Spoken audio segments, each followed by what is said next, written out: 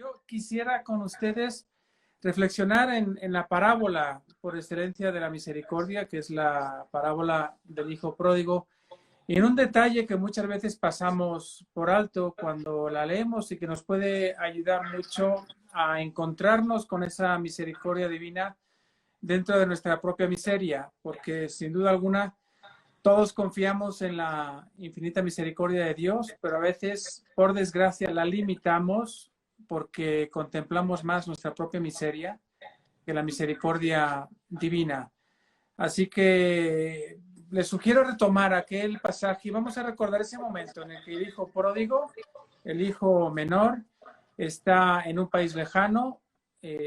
Sabemos que estaba hambriento, empezó a trabajar para alguien que le daba de comer pues miseria, y él llegó al punto de cuidar cerdos, que para los judíos significaba un animal impuro. Entonces él tuvo que llegar a la misma miseria de tener que cuidar algo que para él era impuro. ¿Y cuántas veces nosotros podemos caer por el pecado también en esto tan grave, ir contra nuestra propia conciencia, contra nuestra propia historia, con lo que sabemos que es la voluntad de Dios? Y no solo eso, no solo cuidó a los animales impuros, que eran los cerdos para los judíos, sino que además tuvo hambre y deseaba comer de la misma comida que comían los cerdos. ¿Y con esto qué quiere decir?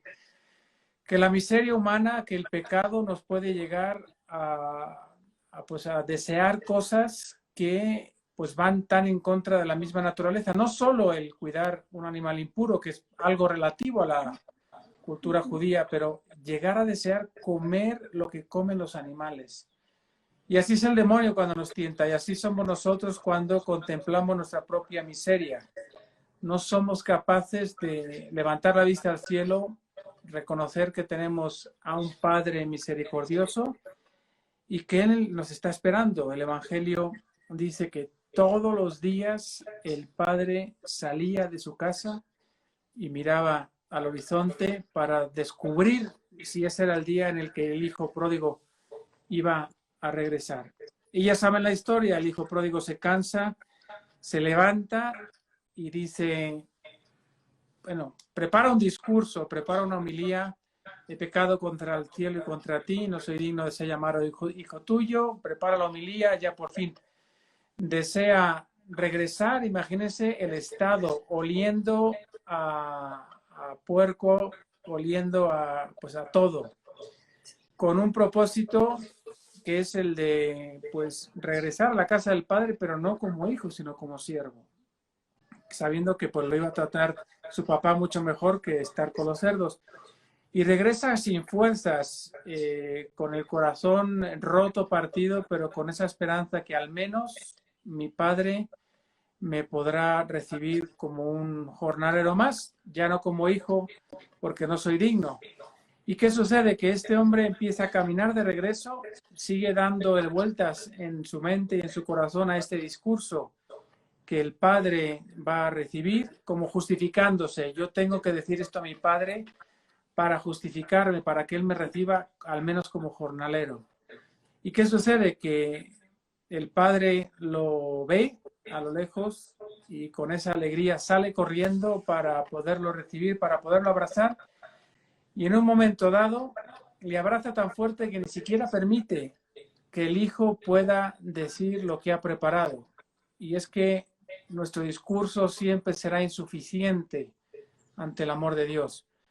¿Cuántas veces nos pasa, y perdón que se lo diga así, sobre todo a las mujeres, que piensan que su relación con Dios no es buena ni va a ser buena hasta que sean perfectas?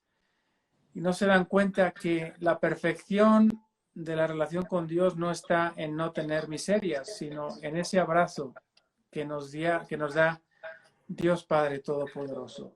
Y es un abrazo que reconoce y no oculta las miserias. ¿Y por qué digo esto? Porque después de ese abrazo y después de que el hijo ni siquiera tiene la necesidad de decir ese discurso, como que se le olvida después del abrazo, el padre dice: traigan el manto, la túnica blanca y póngansela a mi hijo, también las sandalias y también el anillo. Es decir, le está restaurando en su vocación de ser hijo. Pero fíjense que hay algo que no cuadra. ¿Cómo venía el hijo? El hijo venía cansado, oliendo mal, imagínate cómo estaría la ropa, y el papá no le dice, ¿sabes qué? Vete primero a duchar, y después de que te duches, te prepares, yo te doy la túnica, las sandalias, el anillo. No, Dios Padre no funciona así.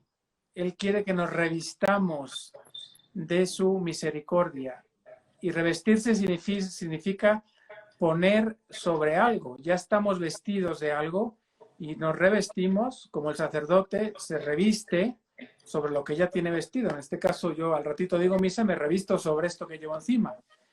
Y con eso Dios nos está enseñando que revestirse de misericordia, recibir la misericordia de Dios, no significa primero irse a la ducha y borrar todas nuestras miserias, porque es imposible. Ojalá entendamos que es imposible. Somos hijos e hijas de Dios muy amados porque Dios nos reviste con su misericordia y no borra nuestras limitaciones, sino que las cubre con su amor infinito. Y eso nos da mucha paz porque siempre vamos a oler mal, siempre vamos a caer, siempre vamos a pecar, siempre vamos a tener heridas y la clave no está en sanar todo, limpiarnos todo y entonces ya por fin soy digno de la misericordia de Dios. No, Dios, porque nos ama misericordiosamente, nos hace dignos. Y con esto hay otro tema muy hermoso que platica el Papa Francisco, que es el lema de su escudo. Tiene una frase de un santo padre que es un autor que escribió hace mucho tiempo, que decía misericordiando y eligiendo. ¿Ok? ¿Y qué significa? Hablando, se refiere a la vocación de San Mateo. Mateo era un publicano, que quiere decir que él recaudaba impuestos, y publicano significa que se dedica a las cosas públicas. Por eso en el Evangelio van a encontrar muchas veces que a los publicanos se les asocia con pecadores. O decir a alguien que es un publicano es decir que es un pecador porque se dedica a robar dinero y dárselo a los romanos. Mateo está sentado y precisamente esta frase que utiliza el Papa en su escudo dice, primero pasó Dios, pasó Jesús, lo vio con misericordia y misericordiándolo, que es un verbo que utiliza el Papa Francisco que no existe en español, teniendo misericordia de él, lo eligió. Pero nosotros, ¿qué haríamos? Nosotros, si fuéramos Jesús, primero le hubiéramos dicho, bueno, levántate, devuelve todo lo que debes, todo lo que has robado, ponte bien con la justicia, ponte bien delante de Dios, vete a confesar y ya después puedes venir y seguir a Jesús. Imagínense lo que significaba, porque Pedro era del pueblo de Cafarnaúm, donde estaba Mateo. Y cuando Pedro ve que Jesús llama a Mateo, o sea, Pedro no se lo puede creer, seguramente hizo así, o sea, no es posible. Y le está pidiendo a Pedro, Jesús, que se junte con un ladrón, un publicano que le ha quitado tantas veces dinero de impuestos. Y esa es la misericordia de Dios que hace lo imposible y logra que gente tan diversa se una. Y volviendo a esa frase, Él teniendo misericordia lo hizo amable y haciéndolo amable lo eligió. Nosotros entendemos siempre el amor de Dios distinto. Primero voy a ser buena, primero me voy a lavar, me voy a limpiar, primero voy a borrar todas las miserias que tengo y ya entonces le puedo dar yo motivos a Dios para que me ame. Y no es así. Dios no encuentra ni siquiera en el más santo ningún motivo para amarlo. Dios nos ama libremente, nos ama porque nos ama y precisamente porque tiene misericordia de nosotros, nos hace amables. Y ese movimiento de misericordia que tiene Dios hacia nosotros es el acto más grande de amor que puede hacer Él. Hay una misa en la semana 26 del tiempo ordinario, hay una oración, la oración colecta de la misa dice algo así: oh Dios, que ejercitas en grado máximo tu amor a través de tu misericordia. Es decir, Dios nos ama en grado máximo. El modo más grande que tiene Dios de amarnos es a través de su misericordia. Y que eso no se nos olvide. Y para que haya misericordia, ¿qué necesitamos? Que haya miseria. Y de eso sabemos un montón, ¿verdad?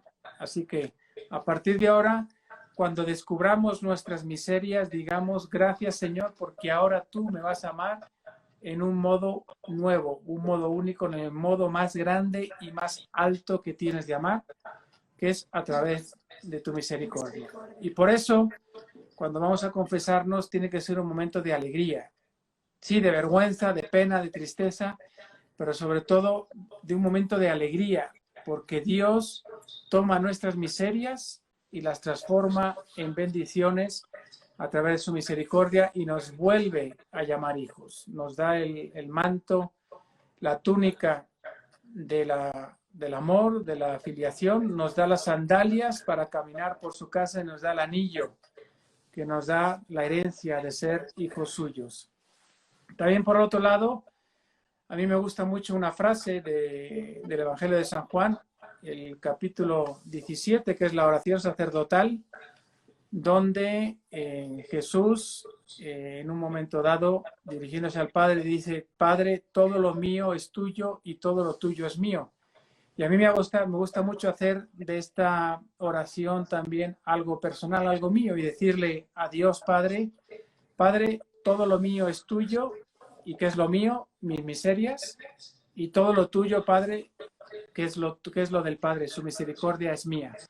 Así que yo, dándote mi miseria, puedo recibir de ti tu misericordia. Y hablando de esto, a ver si encuentro aquí, tengo en este libro, que según algunas conocen, Jesús a mi alma, está al revés, pero bueno, Jesús a mi alma, que pueden conseguir en Amazon, en Estados Unidos lo consiguen muy fácilmente. Aquí hay una oración, y con esto concluyo, que escribí para el año de la misericordia, a ver si la encuentro, que me gusta mucho porque precisamente toma esta idea de todo lo tuyo es mío y todo lo mío es tuyo. A ver, un segundo, aquí está. 200, la voy a hacer, la podemos rezar juntos. Y dice así: Tú me abres, Señor, una puerta y llenas de luz mi esperanza gastada. Tú me cargas en tus hombros y sostienes mi fe cansada. Me recuerdas con ternura mis miserias, con tu mano tendida que acaricia, y repites a mi alma: dame lo mío y toma lo tuyo. ¿Qué es lo tuyo, Señor? ¿Por qué tengo miedo de este intercambio? Tú has venido a cargar mis miserias y solo me pides que abra mi puerta. Entras contento como un buen ladrón. Me roba los miedos, rencores y dudas. Y con tu huella profunda me marcas, dejando una estela de paz infinita. Tu misericordia me levanta, tu misericordia me limpia, tu misericordia me alegra, tu misericordia me da vida. Ven, Señor Jesús, rompe las ataduras del pecado, venda mis heridas más profundas, carga mi cuerpo tan cansado, sana mi alma lastimada. Y que ya restaurado por tu amor, vaya y haga yo lo mismo con mi hermano, aquel que más me necesita, aquel que más me ha herido, aquel que es más temido, porque es deber de gratitud crear una cadena de misericordia, tan fuerte como el amor que tú nos tienes, tan grande como tu paciencia, tan brillante como tu ternura. Déjame entrar en tu corazón, ábreme tu puerta, para que entrando descubra a todos mis hermanos que lo son por el gran amor con que tú nos has perdonado. Amén. Que así sea. Qué hermosa oración, Padre. Gracias. Bueno, pues aquí les dejo un breve pensamiento y pues esa misericordia que es nuestra salvación y que nos da mucha paz, porque por mucho que hayamos hecho, por muchas miserias que tengamos, lo único que tenemos que hacer es entregárselas al Señor y recibir de su mano su infinita misericordia. Que este mensaje de esperanza nos siga acompañando, porque es la clave para entender, nuestro camino. Varias personas están preguntando sobre el libro. Este es el libro, lo escribí yo. Se llama Jesús a mi alma, de Padre Guillermo Serra, y lo pueden encontrar en Estados Unidos, es muy fácil, a través de Amazon. Contiene 120 oraciones de este estilo, oraciones del corazón para encontrarse con Dios, y también alguna estaba preguntando que cómo seguirme. Bueno, aquí la dirección está en Instagram, gserradm, G de Guillermo, gserradm, me pueden seguir, y pues cuenten con mis oraciones, y lo que necesiten, aquí estoy, ya saben que cuentan conmigo.